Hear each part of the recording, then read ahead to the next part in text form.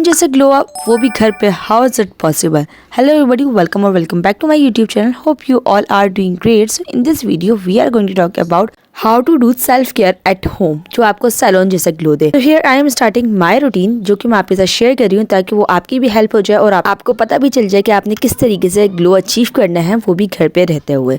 And it's a kind of 48 hour before Eid routine. I am talking about self care, hair care, skin care, body care, manicure, pedi, everything include in this video. So अगर आपने ये वाली video पूरी देख ली तो आपको किसी और वीडियो को देखने की नीड नहीं होगी. So without wasting further time let's into the video. मेरी सेल्फ पैम्पर रूटीन स्टार्ट होती है हेयर से. सो सबसे पहले हम अपने हेयर के ऊपर फोकस कर लेते हैं, देन उसके बाद फिर फर्दर चीज़ों की तरफ चलते हैं.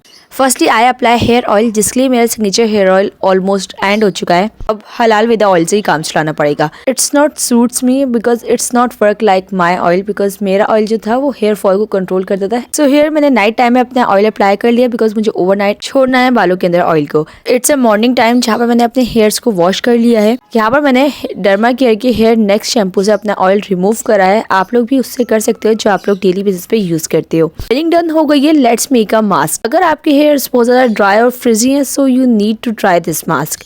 बहुत सिंपल है, बहुत सिंपल इंग्रेडिएंट्स ऐड होंगे इसके अंदर. सिर्फ आपने 2 से 3 चीजें ऐड करनी है और आपका मास्क बनके रेडी हो जाएगा. सबसे पहले हम इसके अंदर ऐड करेंगे क्यूकट. क्यूकट यहाँ पे मैंने 4 टेबल स्पून ली थी. देन उसके बाद मुझे ज्यादा लगी तो मैंने उसमें से 1 टेबल स्पून कम कर दी थी. सेकेंड इंग्रेडिएंट इसके अंदर जाएगा मेयोनीज. यहाँ पर मैंने 2 टेबल स्पून इसके अंदर मेयोनीज ऐड करी है. मेयोनीज ऐड करने के बाद हम इसके अंदर ऐड करेंगे बटर. अनसॉल्टेड बटर मैंने इसके अंदर ऐड करा था. If you don't have unsalted butter तो आप लोग नॉर्मल वाला यूज़ कर सकते हो. बाय मिस्टेक मैंने बटर बिल्कुल ठंडा इसके अंदर ऐड कर दिया था, जिसकी वजह से इसमें थोड़े से चंक्स बन गए. अगर आप लोग ऐड करो तो आप लोग रूम टेम्परेचर पे रख दें ताकि बिल्कुल स्मूथ और बिल्कुल सिल्की सा क्रीमी टेक्सचर बने इसका. और अगर आपके हेयर्स बहुत ज़्यादा ड्राई हैं और बहुत एक्सट्रीम लेवल वाले फ्रिजी हैं सो इसके अंदर आप लोगों ने 1 एग योग ऐड करना है. मुझे इतनी नीड नहीं थी, दैट्स वाई मैंने ये बनाया और इसको अप्लाई कर लिया. जब तक मैंने हेयर मास्क को अप्लाई करा हुआ है हम अपने दूसरी चीज़ों की तरफ आ जाते हैं. So let's talk about manicure and pedicure. I know पकोड़े बना के बर्तन धो के मेरी प्यारी प्यारी बहनों के हाथ बिल्कुल मेरे जैसे हुए हैं. डलनेस रिमूव करते हैं और बाकी जितने भी रोसे रह गए उसके लिए बताऊंगी. आपने सबसे पहले वार्म वाटर के अंदर शैम्पू ऐड करना है. यहाँ पे मैं डव का शैम्पू यूज़ कर रही हूँ 1 से 2 टेबल स्पून. एंड इसके अंदर जाएगा लेमन और लेमन के बाद आपने एटलीस्ट 50 मिनट्स के लिए अपने हैंड्स को इसके अंदर सोक कर देना है. जितनी भी डेड स्किन है उसको अपनी टूल्स की हेल्प से रिमूव कर लेंगे.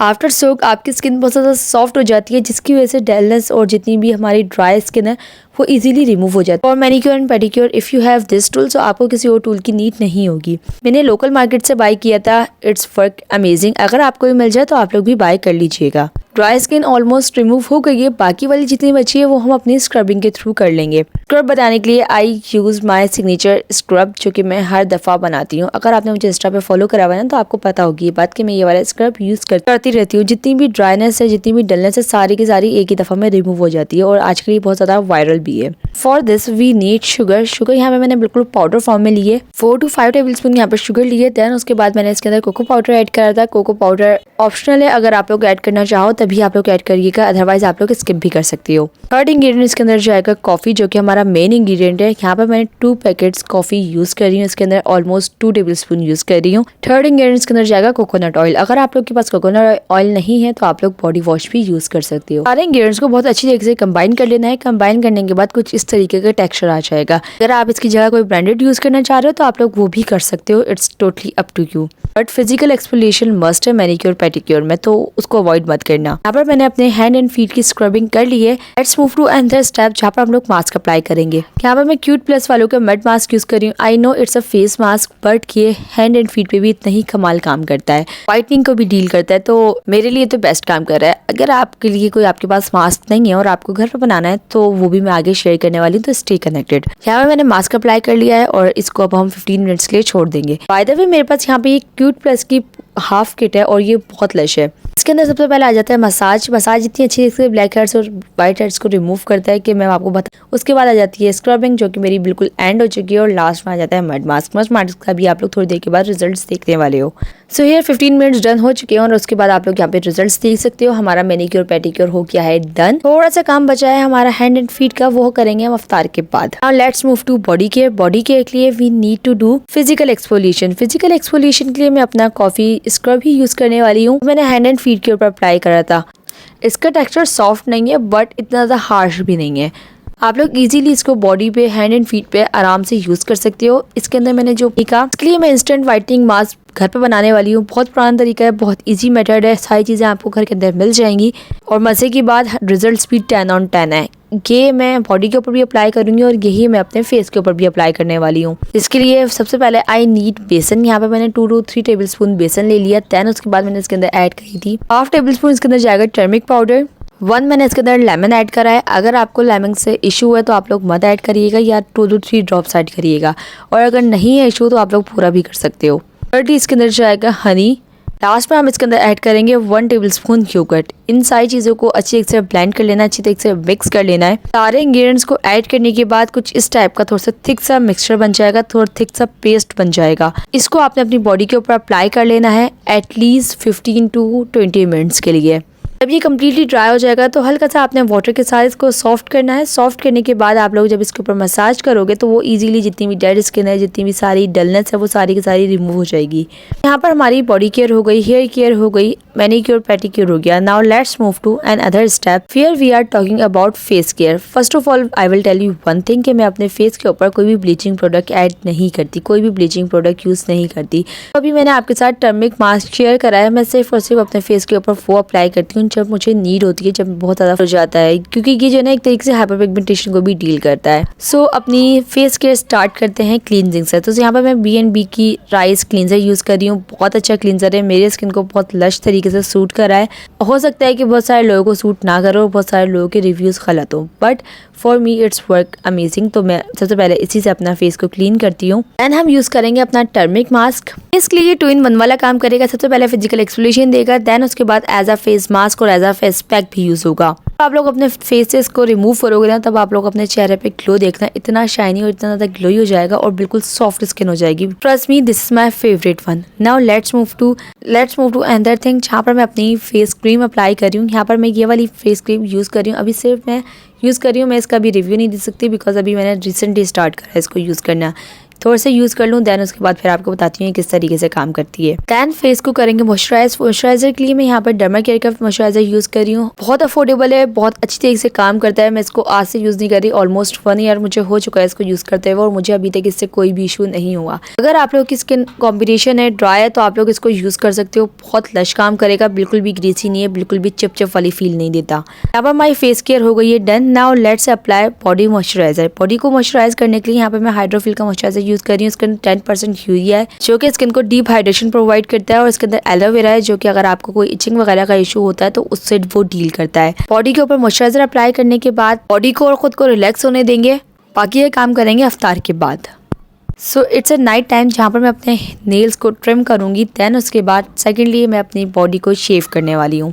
सबसे पहले अपने नेल्स को ट्रिम कर लेंगे, दैन उसके बाद नेल फाइलर से इसको अच्छी तरीके से फाइल कर लेंगे, इसकी शेप बना लेंगे। बिकॉज अगर आपने बड़े नेल्स रखे हुए हैं और आपने उसको शेप नहीं करा हुआ, प्रॉपर शेप नहीं दी हुई, तो वो बिल्कुल अजीब लगता है, और वो क्या लगता है you know that very well. यहाँ पर मेरे नेल्स डन हो गए। Now let's move to shaving. Don't worry girls, मैं कोई पेन वाला प्रोसेस नहीं बताने वाली because I hate that pain. बहुत ज़्यादा इजी मेथड है, आप लोगों ने सिर्फ वो फॉलो करना है जो मैं आपको बता रही हूँ। आप लोगों ने लेना है टिंकल लेज़र। लेज़र लेने के बाद सबसे पहले आपने अपनी बॉडी के ऊपर ऑयल अप्लाई करना है। यहाँ पे मैं बेबी ऑयल यूज़ कर रही हूँ। आपके पास कोई सा भी बॉडी ऑयल है आप लोग वो यूज़ कर सकते हो। इन केस अगर आपके पास ना हो तो इसकी जगह आप लोग कोकोनट ऑयल भी यूज़ कर सकते हो। देन आपने अप्लाई करना है अपने बॉडी के ऊपर जहाँ से आपने अपने हेयर्स को रिमूव करना है। बिल्कुल अच्छी तरीके से अप्लाई कर लेना है, बिल्कुल भी कंजूसी नहीं करनी। ऑयल अप्लाई करने के बाद आपने अपने टिंकल लेज़र लेना है, और लेज़र लेने के बाद डाउनवर्ड अपने हेयर्स को मूव करना है। जब आप लोग अपने रेज़र को डाउनवर्ड मूव कर रहे होगे तो जिस हैंड से मूव कर रहे होगे उसको बिल्कुल भी टाइट नहीं रखना, उसको बहुत लाइट रखना है और बहुत ईजी से आपने करना है। और आपने जिस जगह का करना है, फॉर एग्जांपल अगर मैं इस वाले हाथ का कर रही हूँ तो जिस हाथ के मैं हेयर्स रिमूव कर रही हूँ उसको आपने टाइट करना है, तो लूज़ मत छोड़ना। बट जो आपका सेकंड वाला हैंड है जिसमें आपने लेज़र पकड़ के मूव करे उसको आपने लूज़ करना है और बहुत इजी तरीके से आराम से डाउनवर्ड मूव करना है। इससे फर्स्ट ऑफ ऑल कट्स लगने के चांसेस कम हो जाएंगे। सेकेंडली आपके जितनी भी एक्स्ट्रा हेयर्स हैं वो इजीली रिमूव हो जाएंगे। सो यहाँ पर आप लोग देख सकते हो कि शेविंग के बाद कितना अच्छा और कितना इंस्टेंट ग्लो आया है। This is the most satisfying part in a whole pamper routine.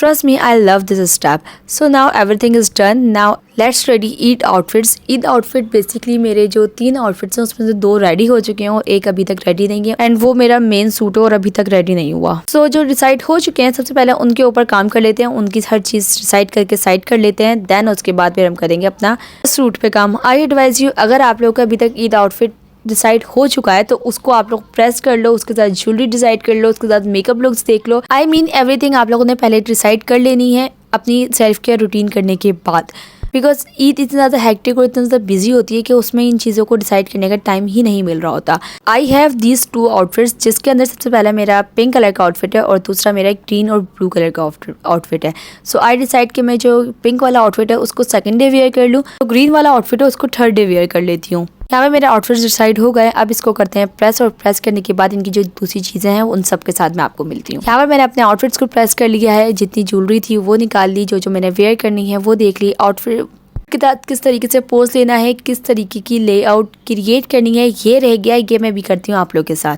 Being a girl I believe कि अगर ईद लुक अच्छी है तो उसकी पिक्चर्स भी उतनी ही प्यारी आनी चाहिए. तो उसके लिए सबसे पहले आई नीड पिंटरेस्ट. पिंटरेस्ट पर जाने के बाद मैं अपनी ईद की पोजेस निकाल लूँगी जो मुझे लेनी है, और इसको डिसाइड करने के बाद I saved in my gallery, ताकि जब मैं ईद का लुक क्रिएट करूं तो उसके बाद मैं ये वाला प्रोसेस कर सकूं. तो here it is 48 hours before की जितनी मेरी रूटीन थी वो मैंने आपके साथ शेयर कर दी है. अगर आपको ये वीडियो अच्छी लगी हो तो कहीं लाइक सब्सक्राइब करना मत भूलिएगा. मिलते हैं किसी और वीडियो में, तब तक के लिए अल्लाह हाफिज़. Thanks for watching.